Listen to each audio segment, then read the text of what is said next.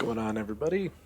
It's Steve here with the final team builder of the regular season and perhaps the season. If we lose, could end up out of the playoffs with a ridiculous 4-4 tie with like 8 other people. So we'll see what happens. We are playing Daddy and the Philadelphia Ash Whoopers. Wish I got rid of Como. This could have been a Bisharp. Now it's just useless.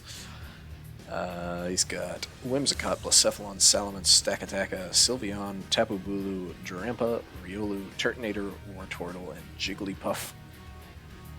I'm expecting him definitely to bring Salamence, Stakataka. Blacephalon is like kind of on the edge, but I still expect it. And same with Whimsicott.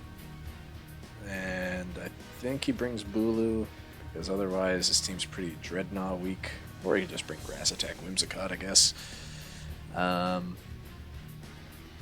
Turtonator's just good end game option against me. I just got... not really. I got 3 rock types. Turtonator's not great into this matchup, actually. I'd be very surprised if he brings it. Wartortle's a really good support. Yeah, I don't have much thought about this. I helped Jordan with his team last week. And I don't know if he'll put up the team builder video that we shot or not, but if he does, in there, I think I say that that's not even worth it trying to combat his Trick Room or Tailwind options, because you don't know which one he's going to bring, and if you get it wrong, then you're screwed. So I'm not going to be doing that. Let's see what I'm bringing. Make sure that's on screen. It is. Alright. Starting things off, we've got another Prankster Tornadus, this time with Expert Belt, Icy Wind, Tailwind, Focus Blast, and Air Slash. Kind of similar to the idea last week where I can max in one game and then use Tailwind the following game as a surprise. However, this will pair with something else down the line, as we will see. His Trick Room options, if we go back here, are just Whimsicott and Stakataka. Obviously both can be faked out, and he's also got the Copycat Riolu stuff. So, I can one-shot a Whimsicott with this, and I can also one-shot a Stakataka with this, provided I hit the 70% Focus Blast, which I don't like relying on, but might have to do it. Can almost Oko a Dynamax Stakataka with Focus Blast if he's not running Chople, which he might, because I've got Terrakion as well. So there's only 2 ways of setting Trick Room can be Oko'd by this. Dynamax Max Hailstorm will also kill most Salamences, even if they're maxed. So if he leads like a Whimsicott Salamence, I can fake out the Whimsicott, Max Hailstorm the Salamence, take it out, and then we're good to go. Especially on a game 1 kind of thing. As you can tell, my lead's probably going to be Raichu Tornadus. Bring in Focus Sash Terrakion again. Protect Sacred Sword, Stomping Tantrum, and Rock Slide. Sacred Sword this time to ignore the defense boosts that will probably be going up onto Stakataka from Steel Spikes or its own Beast Boost.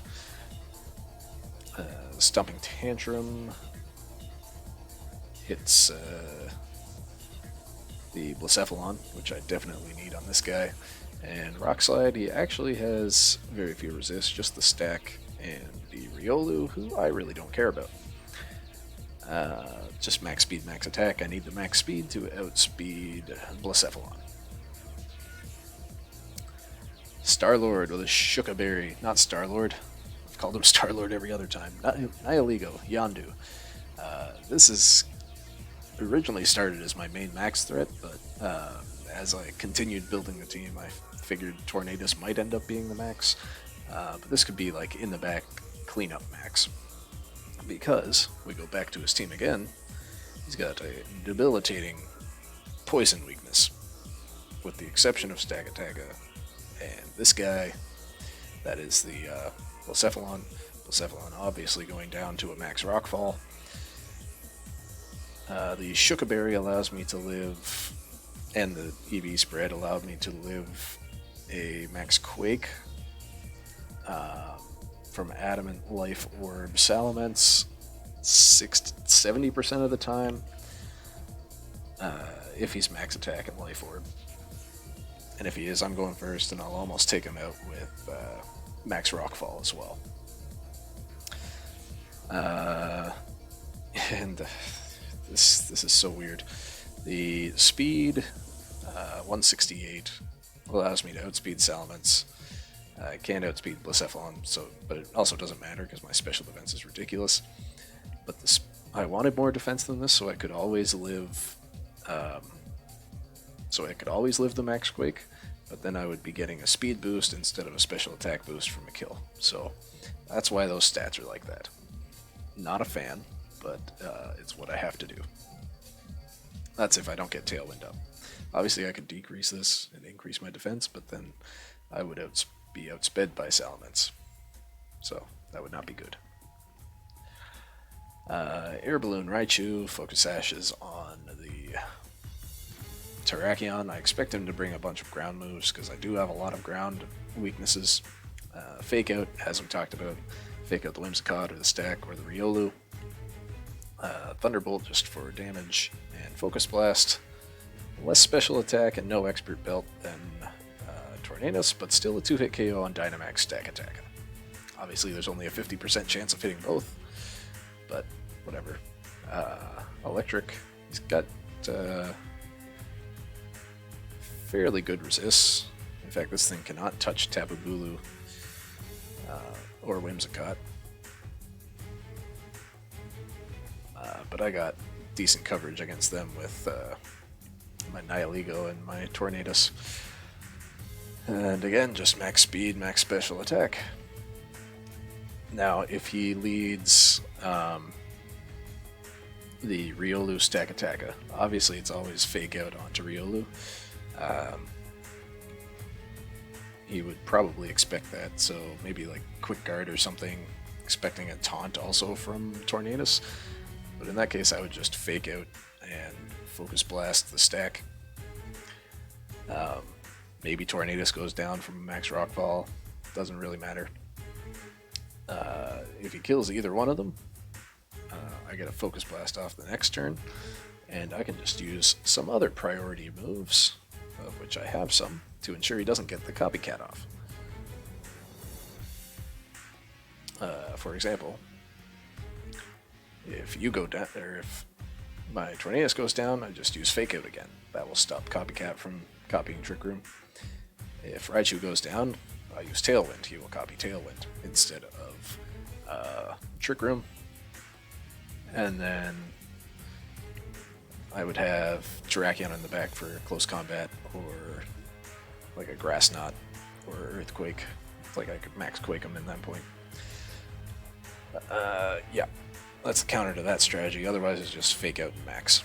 That's the only time where I wouldn't be maxing Tornadus. And we got the Citrus Berry Trevenant back again with a very complicated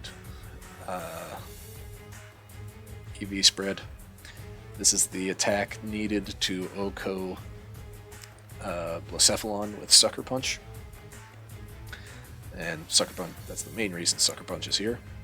The speed is so that under Tailwind I can get a Will-O-Wisp off on Salamence. And then I don't remember what the defense is there for. It might be to survive a max Steel Spike from Stack Attacker. It does not live a max Airstream from Salamence. It does if he's burned, though, so that may have been where I was going. And then just 20 into Spadef. Actually, let's do that so that if I get... Oh, I'm not even using Max Quake. Never mind. Yeah, this doesn't matter. Because I got G-Max Sandman. Again, Harvest, Citrus Berry plus Phantom Force. Very good combination. Gives me an extra turn to get my Citrus Berry back. So this guy, as always, will be hard to kill. And we get to the Sandman, G-Max Sandaconda. Max attack. The Spadef here means that I cannot be 2-hit KO'd by Mind Blown, which is crazy. High horsepower, Iron Head, Rock Slide, and Body Press if he leads like fairies against me or something. I can just max steel spike the fairies, or if that's like an end game. The max sand blast traps and does damage. Shed skin is here instead of sand spit because even though I do have 2 rock types that would benefit from the sand, if this gets burned, he's super gimped. This at least gives me a 33% chance to get out of burn if he has like Will-O-Wisp, Blacephalon. And under Tailwind I get up to 182, which outspeeds all of his team. And this guy gets up to 168, which outspeeds Salamence. And hopefully he doesn't get Trick Room off. I think I've got, between these two, a pretty good way of stopping a Trick Room lead. If he sets it up in the back, that's a different issue. But in that case, Sandman should be able to take him on. Hopefully, anyway. The reveal of Gmax Sandaconda. I did consider bringing Behemoth, but I'm saving that strat for later.